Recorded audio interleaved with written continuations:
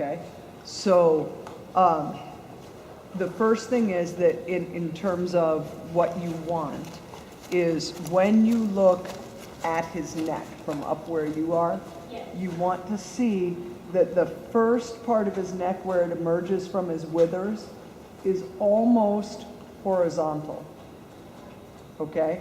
So if you think of the width of your palm, what would that be? Maybe 3 or 4 inches? You want the first 3 to 4 inches of his neck coming out almost horizontal from the withers. Okay. Okay? So that's step 1.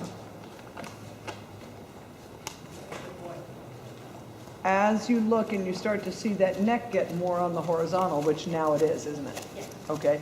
You see how that opens the hairs at the base of his mane? Like if his mane was a comb, we'd be separating the teeth of the comb when we get that stretch, wouldn't we? You see that? Good.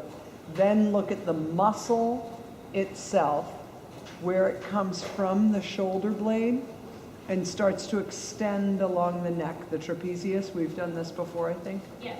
Yes. Good. That I understand. Right. So point to the trapezius for me. This right here. Right. Okay. So when you look down, you want to see his neck going on the horizontal with the trapezius getting wider. And as it gets wider, you want some shape where the inside has a little bit of concavity, right? And the outside is a little convex, it's a little pushing out. So you want enough muscle extended from the shoulder forward and positioned from in to out that you can actually visually see that. And when you can visually see it, you need to check in with yourself and go, okay, what does that feel like? Okay, what does it feel like under my thighs? What does it feel like in my hand? Atta girl. Yep. And when you're trying to get that, experiment with things such as moving your arms a little bit more, because your elbow and how you use your elbow influences that hinge point on the horse's neck, okay? So where his neck emerges from his shoulder blades, we think of that as one of the major hinge points, one of the major places that we can bend the horse, all right? And the part of our body that we use to make that happen is our elbows. So if you quiet your elbows and restrict them, it will stop him, okay? Because he'll stop moving through that part of his neck, the boy. And then if you soften your elbows and stretch them, then move up into them, okay? So now walk on. So now try the stretch part. Offer your elbows a little bit off of your body and see what happens to the neck. You see how it gets longer? Yes. Okay, so you can help him stretch his neck and contract his neck with the motion of your elbows, with the opening and closing action of your elbows. That's a girl. But now this is not heavy at all. That's good. Do you remember that I told you it wouldn't stay heavy forever? Yes. Good. Forever's here. You see what I'm saying? So our goal is self-carriage. Our goal is that the horse lifts the back, extends the muscles, and does it by himself. Yesterday, you had to help him get there by being heavy. Okay? Today, he's remembering his lessons from last night, and he's going, oh, that's right. You like it when I lengthen my neck out here and when I reach up in my body. We got those muscles to engage and fire last night, and today he's saying, I could do that again. And that's just evidence of correct training, right? Okay. But so that's what it looks like in the neck, and that's what it feels like. Okay. All right. Now, The other thing that you look at is you look at the nose being under the eyeball on a vertical line. So you know how sometimes they come too far behind the vertical, right? So you look at his neck and you remember, oh, what I do with my elbows helps him stretch that neck. And then you look at his nose, and that's quite ideal right there, okay? But when he curls and he draws his nose back to his chest, you have to think to yourself, oh, that's not good, right? What part of your body influences that? Your wrist and fingers. So immediately, if you see him starting to curl his nose behind the eyeball, you have to be very sure that your elbows are allowing his neck to move and that your wrist and fingers are not strong. Okay? Now, they can be not strong. They can actually drop him and he might still curl, right? But that's your checklist, is you make sure that he's not curling because your arms are tight or because your wrists and fingers are too strong. If you can a little bit move your elbows and a little bit float your arm and he still wants to curl, then you close your leg to squeeze him more toward the bridle. Okay. Then that leads into one of my other questions is, when is it okay to use these spurs and when is it not? Because I would probably have struggled deeply to get it off my right leg last night. I kind of had it tight. Well, so then it's good that you have them. Is it equalizing that balance between he wants to be really heavy in the bridle and my legs just can't be that heavy, and so I'm using that as a tool to equalize those? Yes. So that's okay. Yep. That's 100% okay. Those spurs are so small and you use them so tactfully that I am not at all concerned. Okay, I'm not gonna hurt him. No. And you're not going to dull him. And you're not going to make it so that later on in life when you need the spur for a different reason, he doesn't listen. Yeah, because he is so sensitive, I'm worried about. No, that's why I think that size of spur is perfect, okay? Because if you really need it, you've got it, but in general, it's not hooking him, okay? So let's change direction when you get to center line down here and turn up center line. Okay. And the whole time, kind of have this idea in mind that you want that neck out, you want to see the trapezius muscle stretching, you're going to follow with your elbows, you're going to try to keep the feeling that he touches your hand. Good. Then the other thing is, of course, we've just been walking, right? So as you take him and you say, okay, I'd like to do a little more than walk, you may find that you have to go back to heavy, all right? I can't guarantee it, we don't know until he works. But I'm just throwing it out there that you may find when we start trotting that heavy needs to become part of your vocabulary again. It also may not.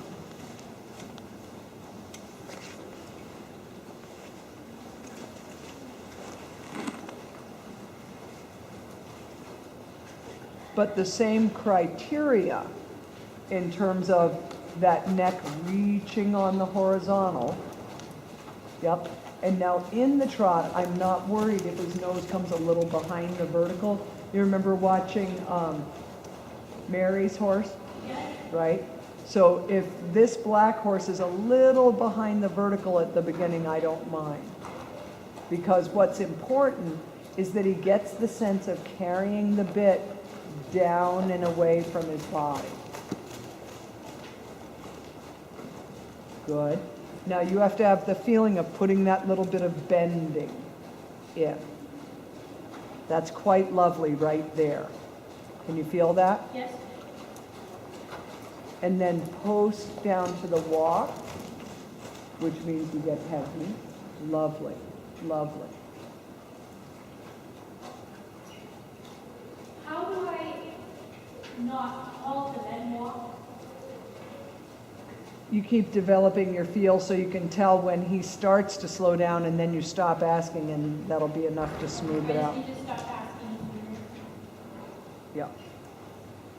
Yep. Now, the reason I want you walking is because I want to explain something in terms of what he does in the trot. This is a little bit of what he does all over, and I'm sure that part of it's genetic and part of it's training, but he has a lot of range in his shoulders, okay? Do you know what I mean by range? He has a lot of reach. Yes. His knees can come quite high. I can see his knees, but we're trying to be in my peripheral vision. Exactly, okay?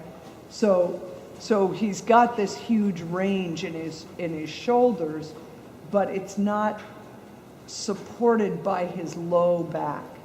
We talked about this last night a little bit. So by putting his hind legs a little bit sideways underneath his body, we start getting him to lift his stomach. And when he lifts his stomach, that raises his back. When we get his back up more, his shoulders won't be so elaborate, okay? And, you know, for a gaited class, they wouldn't appreciate that. For balance and longevity and dressage, we appreciate it very much, okay?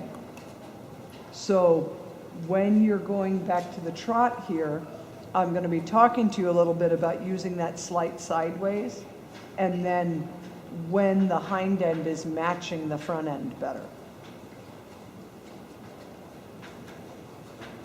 Good. And that's why at this point in his training, you very much have to ride a feeling of under tempo. Yes. So he won't always be as slow as we're going to ask him to be right now, but we are going to under tempo so that he slows those shoulders, yes, which enables him to swing more in the back. Can you feel that? Yep. Good. Slow. Good. Now, one of the things that can help him to stay slow without running into the bridle and having to be pulled on the reins is the feeling from you of making your feet a little bit wide across the stirrups. Literally, that you pull yes, you feel that slowed him down? Yep. Yeah. And again, because he's sensitive, you have to be a little careful. It's like driving a car with sensitive brakes. Good. So a little stepping is okay, a lot of stepping is not, because a lot of stepping will make him walk. However, this ties into the answer when you said, how do I get him not to halt, right? Feel if you can go, this is lovely, feel if you can go from trot to walk just by moving your feet a little bit wide. Pretty cool, huh?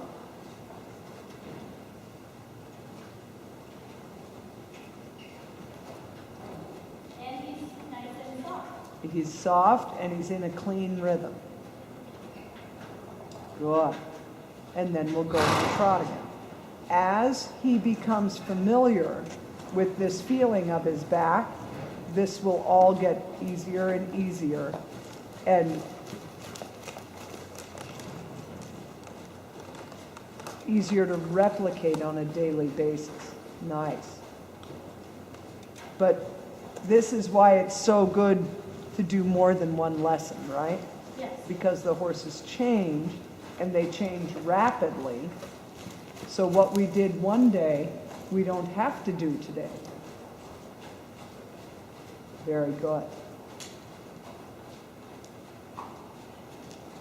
Exactly. And when he gets going a little quick, you make your feet, yes, perfect.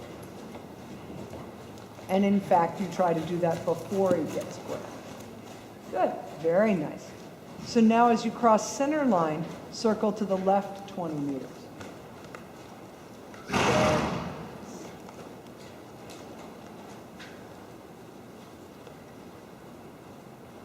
Very good.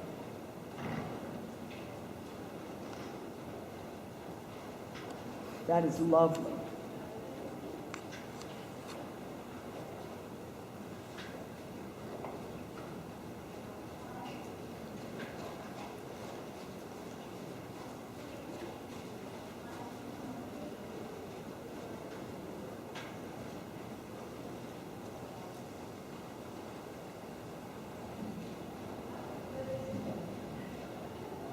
Good.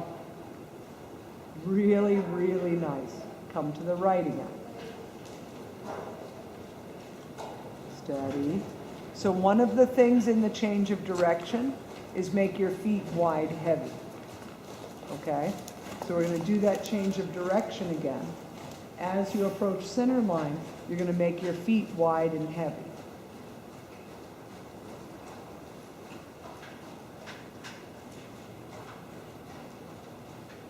Nicely done.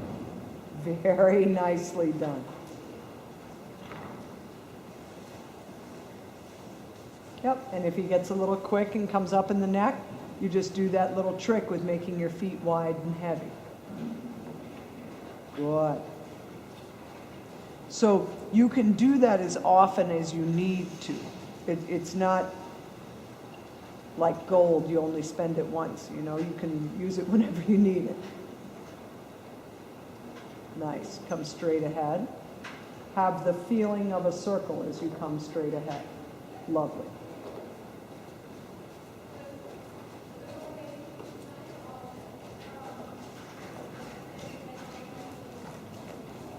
And across the diagonal.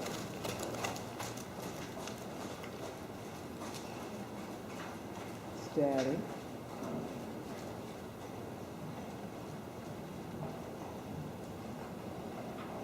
Make your feet wide and heavy.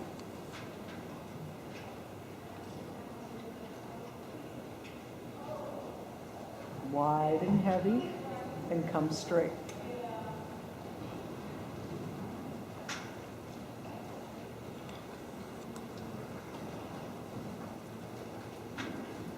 Easy, wide and heavy.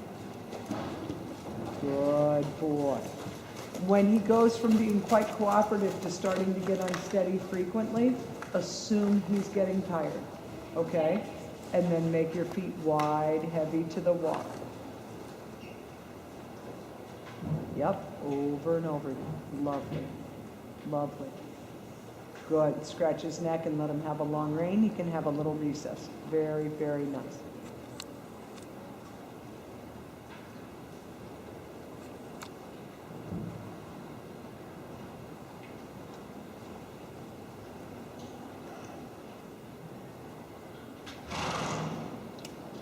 So Mary, in Oregon, did you ride that horse? I did. And did you like it? I did. He was very, responsive, but not like too responsive. Walking, trotting, and everything was like hills. Pretty soft. And not as hot as this horse? Right? Not as hot as this black horse? No. Good. Not at all. More like cozy. Kind of, whatever. Okay.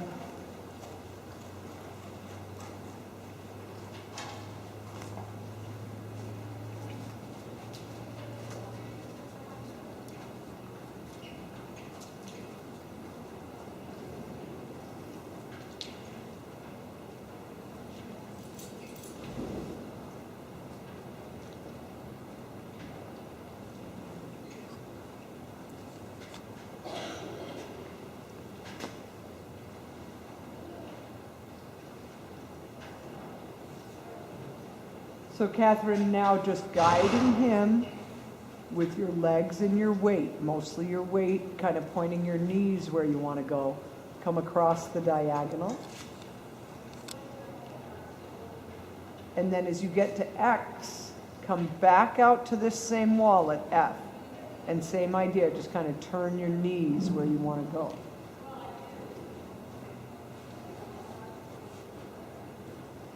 Good. Yep.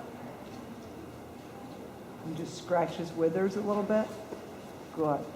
One of the things that we're going to need to work on for him in terms of dressage stuff is we've got to get that walk stretching down more.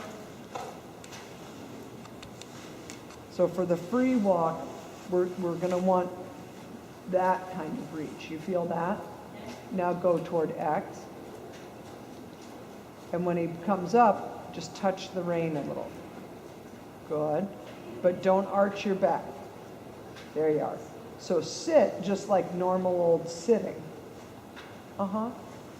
But when his head comes up, just bump the rein. Good. Now quietly take the rein, inside rein, outside rein, inside rein. And just keep him in that quiet walk. And then as you come out of the corner, ask him to halt. And again, you just make your feet wide and heavy.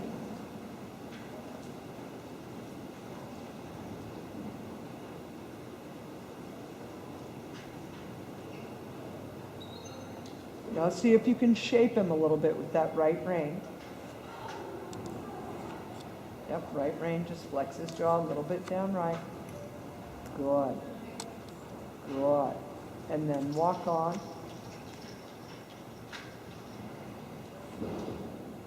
Lovely.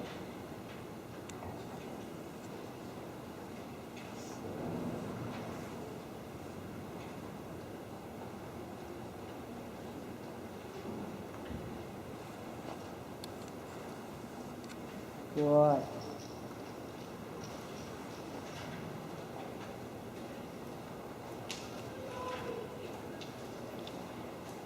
Nice, very nice. So now we're going to ask him to leg yield a little bit, okay? Okay. We're going to do leg yield head to the wall. Okay. Are you okay with the feeling in your hand? Yeah. Are you okay with the feeling where we talked about what the end game is? Yes. Are you feeling clear about that? Yes. Okay. Good. So we do the leg yielding because the crossing under his body is going to cause him to use the muscles in his low back that are so weak and help him with strengthening them.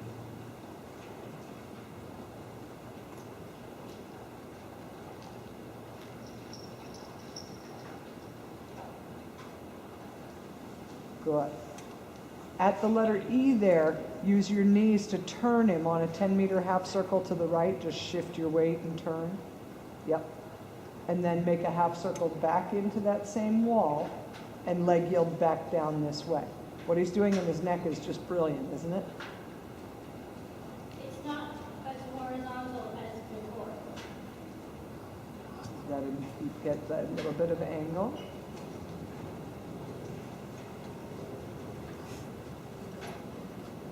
Push his hips over a little bit with your right leg. Sit up tall.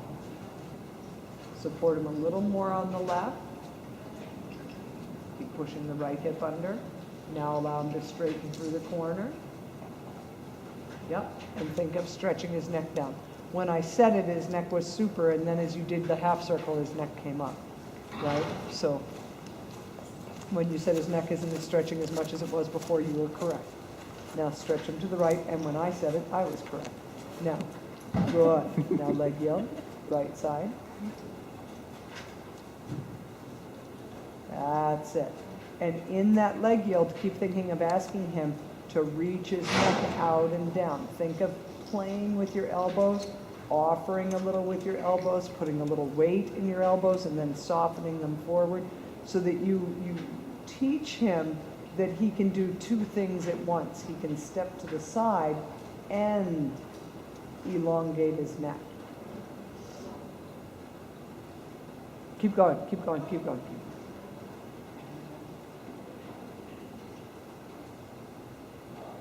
And that neck is good again, isn't it?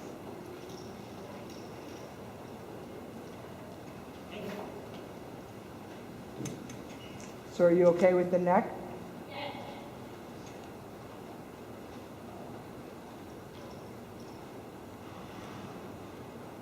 Good. Good. Now come on to center line, and you're going to leg yield away from your right leg, the same leg you've just been leg yielding from. With his neck like that is just lovely. Good. Yep.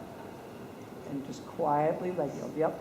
So every step comes a little bit forward and a little bit over. Yep. And your elbows stay low and down.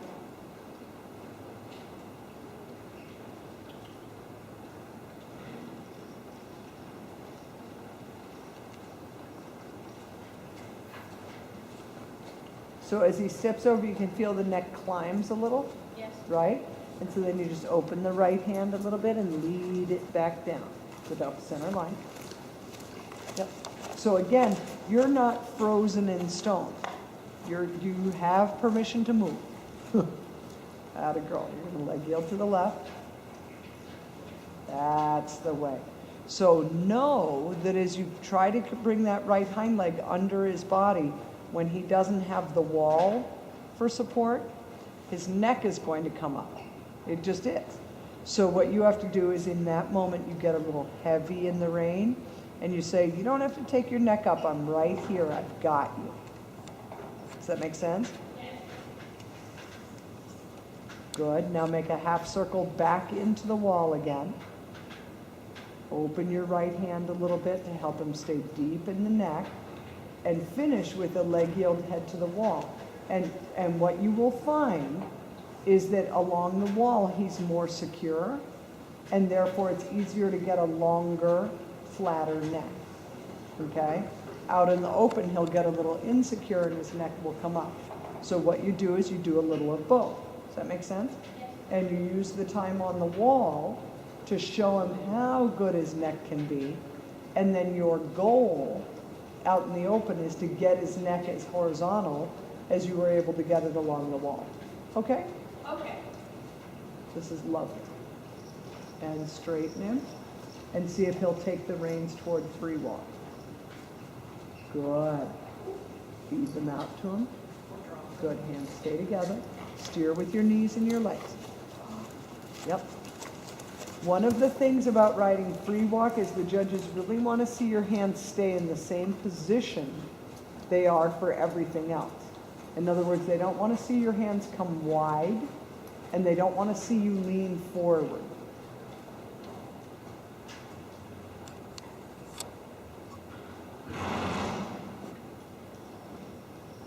Good. Very, very nice there.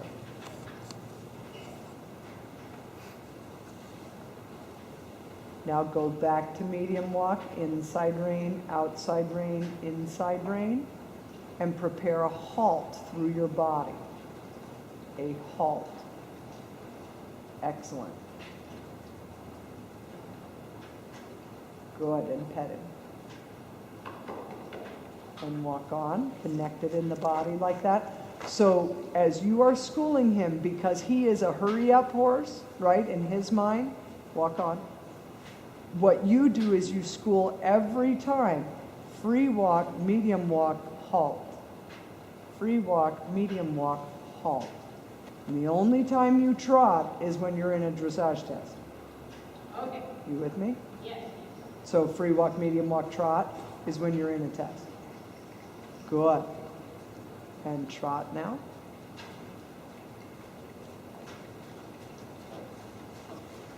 So you tell me, what part of your body is going to help the base of his neck? My feet.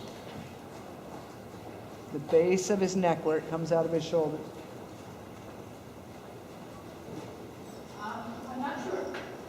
Is that the hand? Okay, so come to the walk, because this is not a small detail. Okay. This seems like a very important point. It is. So we're giving it a minute.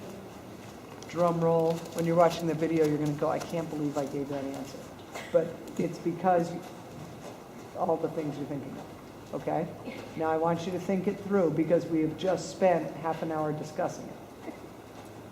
What part of your body influences the base of his neck? Where his neck grows out of his shoulder. No, it's your elbow. Okay. I'm concerned that you're not getting that. Do you remember any of the exercises we just did with moving your elbows and Yes. getting his neck to change? Did you realize that's what we were doing? I realized what I was doing with my hands, but I never connected it to my elbows. So it's really good that we're reviewing this, huh? So, like, I know what we were just doing and feeling, but could not articulate what it meant. That's great. A, it's why you have it on video. B, it's why I ask these questions, okay? Because I know it can get lost in all the new feelings. right? What do your wrist and fingers influence? Those are the vertical part of his nose. Right, pole and jaw, you got it. So the verticality of his nose, that's your wrist and fingers. The length of his neck, That's the length of the rein and squeezing my hands and either letting him stretch it out or not. no, it's your elbows. Okay? Your hands, we just said that, affect the verticality of his nose. So, okay, what I said is the position of my hand is this way, which is elbows. Right. Right. So when you open your elbow, it does move your hand forward, doesn't it? Yes. But this is why I stress this, Catherine, because people start to think it's all about their hands, and it's not. Your hands influence the pole and jaw. Your elbows influence the neck. So we're not changing the hands, we're just moving their position through the elbows. Exactly right. Exactly right.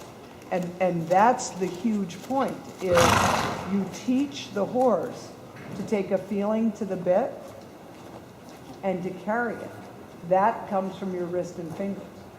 The length of the neck comes from what you offer through your elbow. So now, very gently, very carefully, offer a little bit of opening your elbow. What happened in his neck? He stretched. Yeah, he went longer, didn't he? Good. Now gently bring your elbows back as you ride him forward from your leg and seat. What happened to his neck? He became more compact. Absolutely. This is a really big concept, huh? Elbows. Okay, so let's try it again. Very gently. Stretch his neck.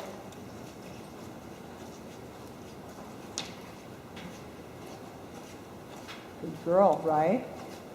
Now gently connect it. And then, as you said, compact it. And not too much, right? Because we don't want him to compact it too much. But you feel how that makes a difference? Okay. And it changes how he feels underneath my leg. Absolutely, it does, doesn't it? Because when he can lengthen his neck, that pulls the muscles under the saddle up, and it makes the horse wider across his back.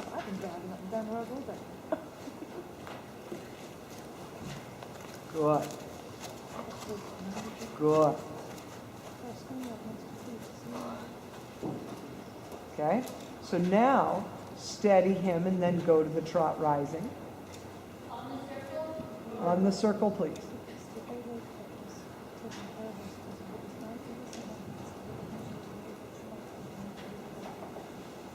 No, no, not like that. We're not accepting it. Think a little leg yield, that'll help him. And if he wants to fling his neck up, what part of your body will you use to help that? my elbow. Thank you. And if he wants to fling his nose up, what part of your body will you use to help that? Hands. Right. So in this case, as you go to make the trot, you'll use both, won't you? A little bit of heavy elbow, a little bit of heavy wrists, to say to him, no, you're going to stay in the box here.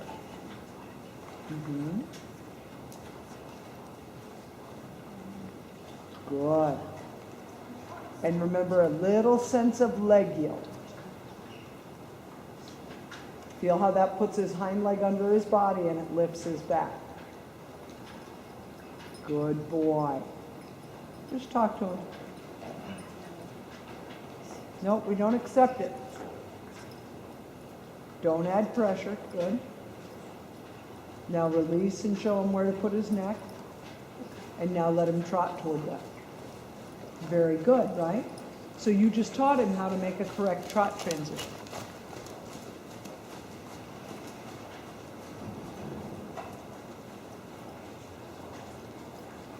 Beautiful. That was beautiful invisible riding. Good for you. How's it feel? Steady.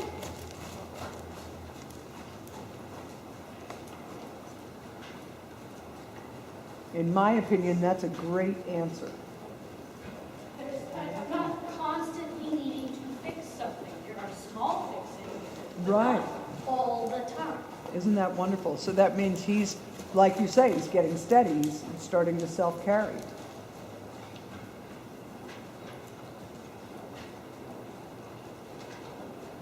I think he would say the same thing about you. Very nice, isn't it? Yeah. So then you're going to circle to the right across center line.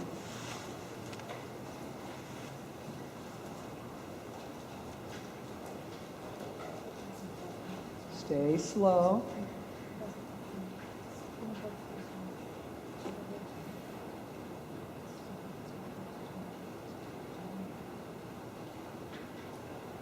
Nicely done. Heavy. Yep, you make your feet a little wide. So when it comes to bending in, and you have to go to the right, is that as easier or as harder side? Harder. Yeah. So stay to the right. So what are you going to think about knowing that it's his harder side? To steady with the elbows. Good. And flex my hands. Okay. Ask him to stay in the position that he's in as he Good. And what are you going to do about the speed of the trot? Wide and lift. Did it work? Yes. All right. I think it could be better. I agree. I think that I could be richer.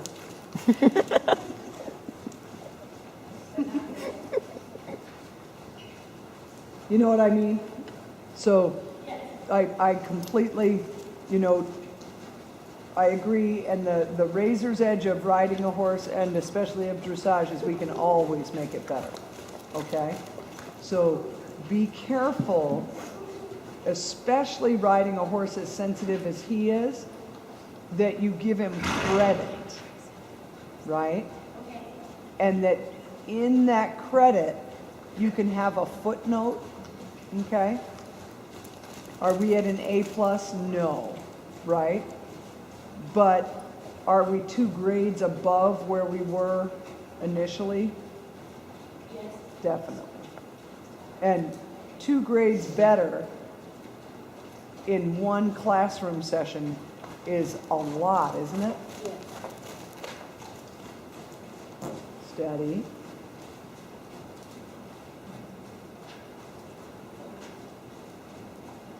Steady. Yep, feet wide, heavy. Does it make sense to you that as he gets tired, his stiff side will be even stiffer? Yes. Right. Good. And now post down to the walk. What are the things we want to look for in his body? And his neck is mostly horizontal or close to. Okay, so is it? Yeah. Yes. What else? That his nose is vertical. He's not behind or poked out. Okay, how is it? Good. Okay, what else? I can feel him stepping under with the inside of my leg. Good. Good. There's one other thing that I'd like you to observe about the neck. I can see that muscle. Yes, that's what I want. Okay? So I want you to be sure that you can see the muscle. Okay. You are too cute. What happened to your tail? You get stuck in a ringer? I don't know what she did. She came that way. Someone grabbed it and twisted it to the right. You should Okay. feel it. I mean, this is long. Yeah, it must have gotten broken. Oh, definitely. But he's very cute. Okay, so we want that shaping of the neck outward, right? Yes. So go to the trot with those things in place. What's going to help hold the neck where it needs to be? The elbows. Thank you. And if he needs extra help to the right, what are you going to put extra effort into? Elbows. Yes, your weight in your right elbow, you bet.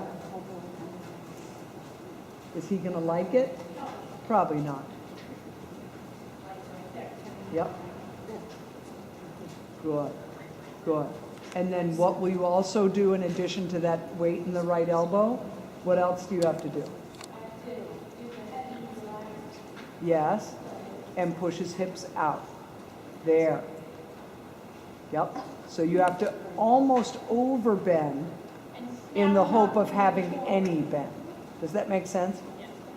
Atta girl. Look at that neck so you learn the feeling. Good. Yep. Yep. And you'll go to the trot.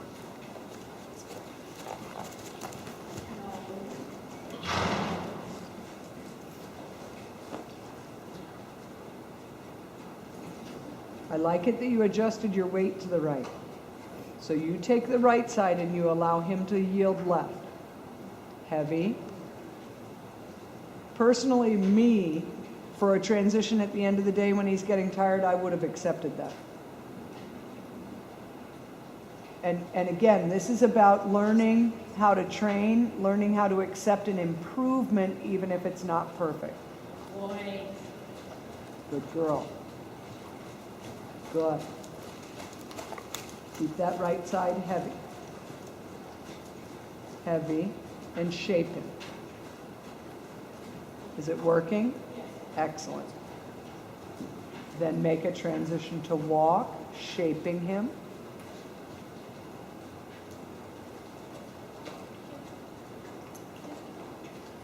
Go up center line. Is it working? Yes. Mm-hmm.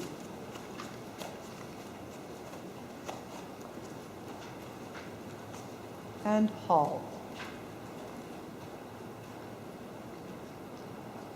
How's he feel? Okay, it's a little bit back, don't fix anything. It's a little bit back on the left hind leg, but very straight. Yeah, yeah, yeah. Now gently walk forward. Keep that right side a little heavy as you walk forward. Shape him through your right elbow.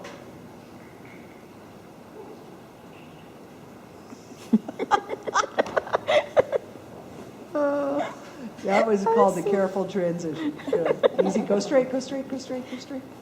Right side. Right side. And then halt again. Good girl. Good. Can you see him in the mirror? To the left, look to your left. Good. Pretty nice, huh? So the left hind, same thing. It's a tiny bit back, but it's straighter than before, so that's where you dismount. Katherine, really, really nice work with this guy. So you can hop down, taking both feet out of the stirrups, and then give the battery pack to Mary Beth, please. What a difference. Katherine, I think you learned something. I would say so, yes. I'm very pleased with that lesson. But I'm glad I asked about your elbows. You know, it's so funny. You're teaching away and you think you're being so clear. Uh-huh. And then you ask a question and they're like, What? oh. What if we would do? See, the thing is, when you are teaching and we are doing, we are not really register it with A with B yet. I We're know. just doing it. Exactly. And doing it and doing it. That's why I don't get upset. It's like totally get